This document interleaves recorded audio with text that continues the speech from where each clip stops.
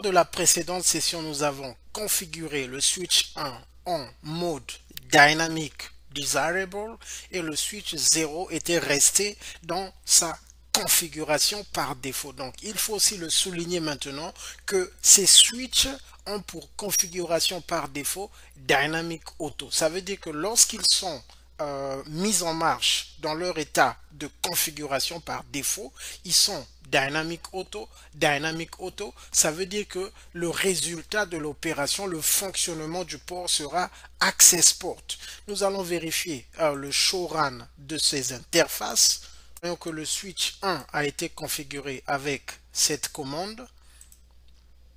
Et le switch 0, nous allons voir le show run. Et nous voyons que le switch 01 n'a aucune configuration. Ça veut dire que c'est la configuration par défaut, le Dynamic Auto.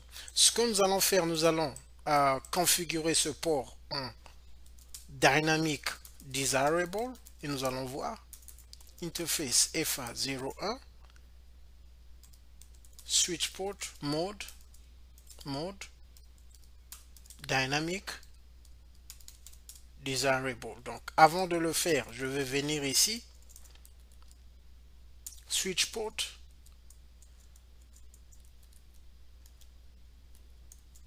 interface trunk. Donc nous allons appliquer cette commande. Nous avons changé, je vais sortir d'ici, show interface trunk. Nous voyons que ce port qui était initialement en mode auto est maintenant en desirable et les deux sont en negotiated 802.1q. Les deux, ici là je vais encore pour la même commande negotiated 802.1q. Ce que nous remarquons est que lorsque le switch 1 était en dynamic desirable et que le switch 0 était en dynamic auto, ils étaient en negotiated 802.1q. Maintenant, nous avons mis les deux côtés en dynamic desirable, ils sont toujours en N 802.1q. Et donc, N c'est pour négocier. Ça veut dire qu'ils ont négocié à être en mode 802.1q et ils sont en train de trunk. Ça veut dire qu'ils sont en train de passer tous ces vilains. Alors, nous allons essayer d'avancer. Nous allons configurer un côté en switch port mode trunk pour voir le résultat. Parce que ce que vous devez faire, c'est de s'amuser avec ces interfaces, configurer, vérifier, configurer, vérifier. C'est là où vous allez vous habituer avec le fonctionnement avec l'opération du switch. Donc, interface Fast Ethernet 01 switch port mode trunk. Nous allons voir, revenir ici. Donc, je voulais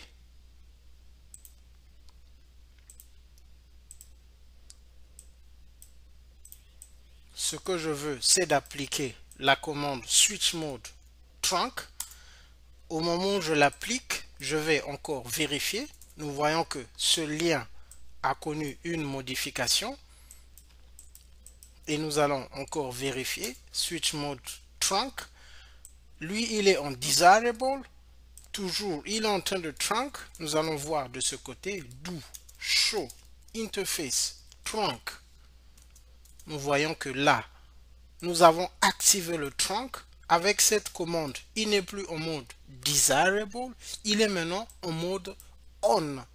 Et il n'est plus en negotiated. Ça veut dire qu'il est 802.1q.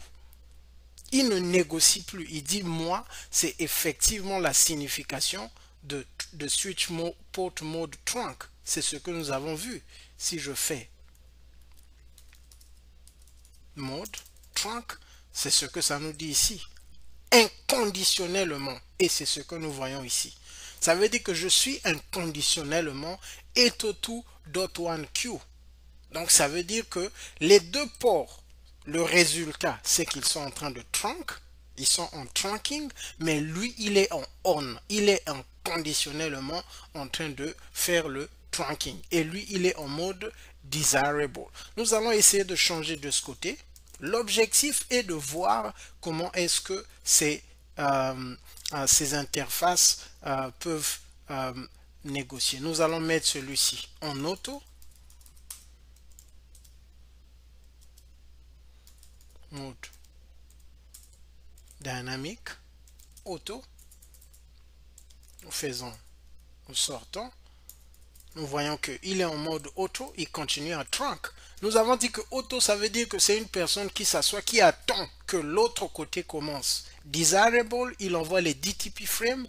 Auto aussi, il envoie les DTP frames, mais il ne commence pas. Alors, vu que d'un côté, il y a un trunk, il y a un interface qui dit que moi je suis trunk.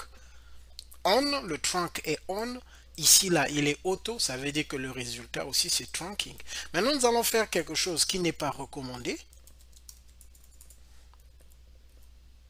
0,1. Nous allons faire de cette interface un access.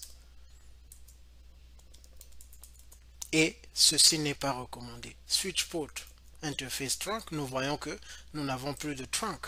Ça veut dire que parce que de l'un côté, nous avons un static access, et de l'autre côté, nous avons un static trunk. Nous voyons que là, il y a un problème parce que lui, il dit que je suis trunk et de l'autre côté, il dit qu'il n'est pas trunk.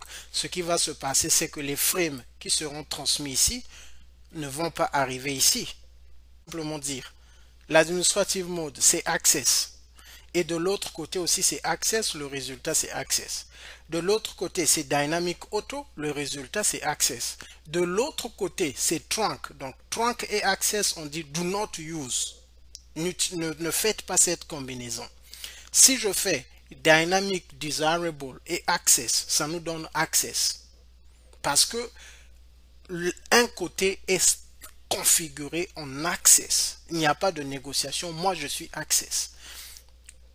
Un côté dynamic auto et l'autre access, le résultat c'est access. Un côté dynamic auto, de l'autre dynamic auto, access. Un côté dynamic auto, l'autre trunk, trunk. Un côté dynamic auto, desirable, trunk. Donc, un côté dynamic auto et trunk, trunk. Dynamic auto et desirable, trunk. Donc, ainsi de suite. Donc, c'est juste s'habituer comment donc faire cette combinaison entre ce qu'il y a ici et ce qu'il y a ici. Ça nous donne le résultat qui est au milieu. Habituons-nous avec ce tableau et au fur et à mesure, ça sera plus clair. Merci. Nous nous retrouvons lors de la prochaine session pour continuer. Que Dieu vous bénisse.